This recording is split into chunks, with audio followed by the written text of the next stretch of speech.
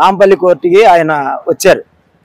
కోర్టును కూడా మాకు టైం కావాలి, ఈ టైంలో వస్తామని చెప్పడం చాలా దురదృష్టకరమైన విషయం.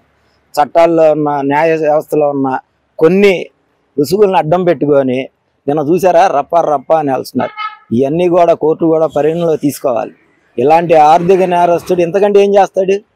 16 నెలలు జైల్లో ఉండి 32 కేసులు నడుస్తూ ఉంటుంటే ఒక్క కేసుకు కూడా కోర్టుకి హాజరవ్వకుండా, హాజరవ్వడానికి క్రమంలో నిన్న జనసేకరణ చేసి నేను వస్తే కోర్టుకి ఎంత ఇబ్బంది కలిగిద్దనే అభిప్రాయాన్ని కోర్టుకు తెలియజేయటం ఒకటి, నా బలం తగ్గలేదని చెప్పి నిరూపించుకునే ప్రయత్నం ఒకటి చేశాడు జగన్మోహన్ రెడ్డి.